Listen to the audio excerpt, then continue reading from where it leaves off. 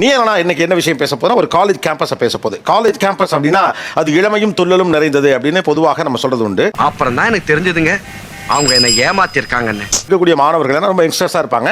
So துள்ளலும் இளமையும் கொண்டாட்டமாக இருக்கும் அப்படின்னு. ஆனால் இப்போ காலேஜ் கேம்பஸ் நிறைய மாறி இருக்கு அப்படின்னு சொல்லலாம். கடந்த காலத்தோடு ஒப்பிடுகிற போது டீச்சர்ஸ்லாம் ப்ரொஃபசர்ஸ் ரொம்ப ஸ்ட்ரிக்டா இருப்பாங்க. அவர் அங்கே வந்தாலும் நாங்கள் இங்கே ஓடி போயிடுவோம். அவரை பார்த்தாலே பயம், அவரை பாடம் எடுக்கிறத பார்த்தாலே விடவிடன்னு இருக்கும் அப்படிங்கிறதெல்லாம் போய் இப்போ நிறைய யங் ப்ரொஃபசர்ஸ் லெக்சர்ஸ் உள்ள வந்திருக்காங்க. I'm not a student. I'm here to teach. I'm a guest lecturer. அப்புறம் பார்த்தா முன்னை விட ரொம்ப இலகுவானவர்களாக ரொம்ப நட்பானவர்களாக இருக்கார்கள் அப்படின்னு சொல்லப்படுது. பார்க்கறதுக்கு இந்த பக்கம் தான் நீங்க எல்லாம் லெக்சர்ஸ் இருக்காங்க, எனக்கு என்னமோ எல்லாம் இந்த பக்கம் ஸ்டூடெண்ட்ஸ் தான் உட்கார்ந்திருக்கிற மாதிரி ஒரு ஃபீலிங் இருக்குது. இந்த நக்கல்லாம் வேணாம். தோல் வெள்ளையா இருக்கனால ஓகே ஆயிராது. இந்த மாதிரி இடத்துக்கு வர்ற பொண்ணுங்கெல்லாம் பர்சனாலிட்டியை பார்க்க மாட்டாளுங்க. எதெல்லாம் உங்க ப்ரொஃபசர்ஸ் லெக்சர்ஸ் நீங்க ரசிப்பீங்க? மேபி அவங்க சில பேர்லாம் காலேஜ் கேம்பஸ்ல வரல இந்த வைப் வந்துடும். அவங்க பாடம் எடுக்கிற ஸ்டைலா இருக்கலாம், அவங்க பேசுற முறையாக இருக்கலாம். நிறைய இருக்கு, ஆனா நான் சொல்ல முடியாது. ஒண்ணு சொல்லுங்க. நான் சொல்லவே முடியாது. எங்க மேம் வந்து Jenita ma'am and Priya ma'am. So Priyanka ma'am இவங்க ரெண்டு பேரும் வந்தாலே நாங்க ஒரு ஜோஷ் ஆயிரும். என்ன தெரியாது, அவங்க பண்ற ட்ரெஸ்ஸிங்கா இருக்கட்டும், அவங்க போடுற ஆக்சசரிஸா இருக்கட்டும், நீங்க பாத்தீங்கனாலே தெரியும் அப்படி பண்ணிருப்பாங்க. பார்த்தாலே தெரிகிறது. தெரிகிறதா? என்னோட மேம் வந்து எப்படின்னா அவங்க பண்ற சின்ன விஷயம் எல்லாம் கியூட்டா இருக்கும். அவங்க கிளாஸ் நடத்தும் போதும் சரி எல்லாமே வந்து ஒரு மாதிரி ப்ராப்பரா பண்ணுவாங்க. மேம் வந்து வெளியே மாடலிங் பண்றாங்க. Model come professor. ஆக்சுவலா இப்படி ஒரு காம்பினேஷன் ரொம்ப புதுசா இருக்கு. டெய்லி ட்ரெஸ் அப் பண்றது வந்து ரொம்ப நீட்டா இருக்கும். அதுக்கு ஏத்த மாதிரி காஸ்டியூம் ஏத்த மாதிரி ஜுவல்லரி எல்லாம் போட்டு வருவாங்க. பாக்குறப்ப ரொம்ப இன்ட்ரெஸ்டா இருக்கும். மேம் எப்படி மேம் டெய்லி இவ்வளவு அழகா இருக்கீங்க அப்படின்னு எல்லாருமே வந்து கேட்பாங்க. சோப்பு இல்லைன்னு மூஞ்சிக்கு ஷாம்பு போட்டோம், அதுக்கு இப்படி ஒரு ரிசல்ட்டா?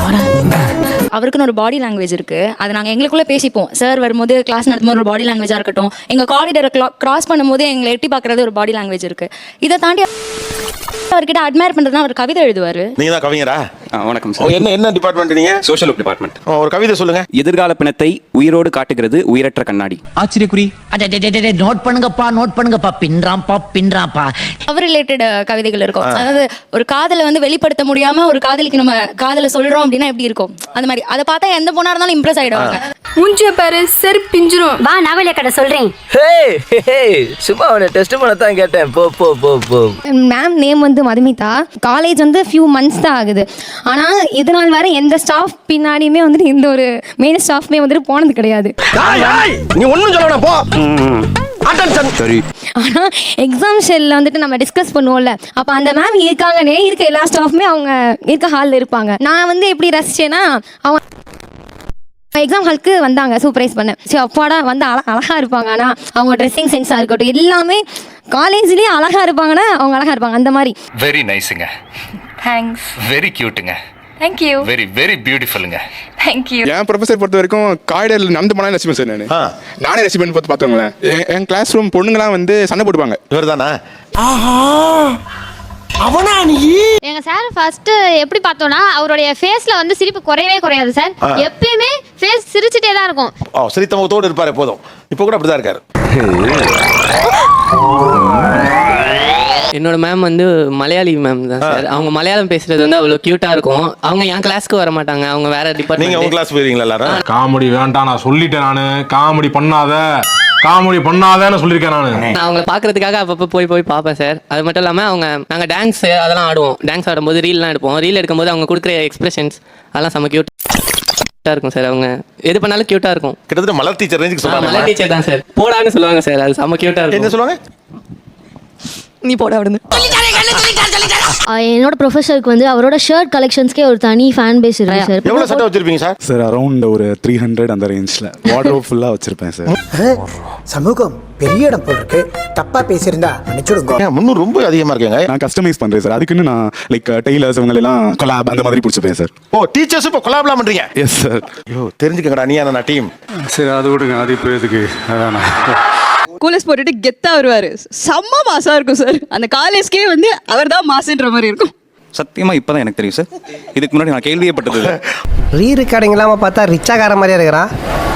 உங்க ப்ரொஃபசர் திட்டது ரொம்ப அழகா இருக்கும். அதுக்காகவே நான் அதை ரசிச்சு பார்ப்பேன். அவங்க பேசுறதே கியூட்டா இருக்கும் சார். எங்களுக்கு நாங்கள் எங்களை விட பாய்ஸ் பண்ணுவாங்க. ஆனா அது அவங்க கிட்ட சொல்லுவாங்க. நீங்களே இவ்வளவு பண்றீங்களே. நான் நல்லா பண்றேனோ இல்லையோ, ஆனா நீ நல்லா பண்ற. திட்டுங்க பாப்போம் சார். ஸ்டூடெண்ட்ஸ் படிச்சுட்டு வர மாட்டீங்களா? எத்தனை டைம் நான் உங்களுக்கு சொல்றது படிச்சுட்டு வாங்கன்னு சொல்லிட்டு. அப்ப என் வார்த்தைக்கு மரியாதையே இல்ல தானே உங்களுக்கு? இல்லம்மா இது என்ன கியூட்டா இருக்கு. அது நல்லா இருக்கு சார். நாங்க ரசிக்கிறோம் சார். அவன் கேக்குறான். இது நல்லா இருக்கு. அப்படியே போடு. ஏதாச்சும் பண்ணி மாட்டிக்கிறப்ப எங்க முழிய போட்டு கொடுத்துரும். டாய் நீ தானே இது அப்படின்னு சொல்லிட்டு பாப்பாரு சார். அது நல்லா இருக்கும் அவர்கிட்ட. தம்பி உண்மையா பார்த்தா எனக்கு நீ தான் வாதியார் மாதிரி இருக்க.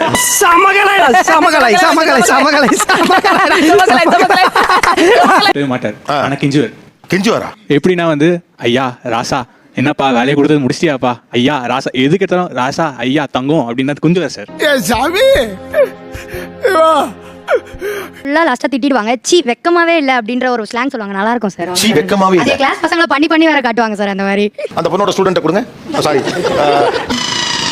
ஐயோ பாவம், அவரே கன்ஃபியூஸ் ஆயிட்டார். ஹேர் வந்து இப்படி ஃப்ரிஞ்சஸ் கட் பண்ணியிருப்பேன் சார். சார் இப்படி வச்சுட்டு சி அப்படி சொல்லுவேன் சார். அது வந்துட்டு எல்லாருமே இமிட்டேட் பண்ணுறது. லைக் இப்போ நோட் எடுத்துட்டு வரல அப்படின்னா எடுத்துட்டு வரல சி அப்படி சொல்லுவேன். நல்லா இருக்கு. நல்லா இருக்கியா? நல்லா இருக்கு. நல்லா தானே இருக்கியா? நல்லா இருக்கும்போது நம்ம கோமா சொல்ற மாதிரி ஒன்றும் தெரியல. அது வந்து கோமா sir சொல்லுங்க. சீ வெக்கமா இல்லைன்னு கோமா சொல்லுங்க. திட்டுறது சி இப்படி தான் சார் சொல்லுவேன். ஏமா இப்படி சொன்னா ஒருத்தருக்கு எப்படிமா கோவம் வரும்? இல்ல கடுமையா நம்ம ட்ரை பண்ணி பார்ப்போம். கோவம் வர மாதிரி சொல்லணும். ஸ்டூடெண்ட்க்கு அப்படியே திட்டாங்களே அப்படின்னு தோணணும். எங்க சொல்லுங்க பார்ப்போம். சி வெக்கமா இல்லை. வெக்கமா இல்லை. கோவம் வரணும் எனக்கு. நானே பயப்படணும் சார். ஆரம்பிக்கலாமா சார்? ஓகே சார் அசைன்மெண்ட் முடிக்கலையான்னு திட்டினா நார்மலாக பேசினா கூட அழ ஆரம்பிச்சிடுறேன் சார். அவளை நானே திட்டிட்டு நானே கன்வின்ஸ் பண்ண வேண்டியதா எனக்கு இருக்கு என்ன சார். புரியலனாமா, இந்த அம்மா திட்டி உனக்கு அழுக வருதுன்னா ஆக்சுவலா லெக்சரர்ஸ் ப்ரொஃபசர்ஸ்லாம் இதெல்லாம் செய்ய மாட்டாங்க. பட் நான் செய்வேன். என்னெல்லாம் அப்படி பண்ணுவீங்க? ஒரே ஏரியால தான் இருக்கும். நானும் என் ஸ்டூடெண்ட்டும் ஒன்னா தான் பைக்ல போவோம். காலேஜ் முடிச்சுட்டு ஒன்னா தான் ஜிம்முக்கும் போவோம். இதெல்லாம் நடக்குமா? நடந்துருச்சு. அவரோட போயிடுறது இது பரவாயில்லையா? ஸோ வாரத்துக்கு 2 வாட்டி பெட்ரோல் மாற்றி இந்த வாரம் நான் வந்து 300 பெட்ரோல் போடுறேன். அடுத்த வாரம் அவர் போட்டு அதையும் தெரியாது சொல்லிட்டு அவர் ஏதோ கூட்டு போறா, நீங்க பிரதமர் நினைச்சுக்காதீங்க. மனுஷன் பெட்ரோல் காசு வாங்கிக்கிறாப்ல அப்படின்ட்டு. அப்ப புரியல, இப்ப புரியுது.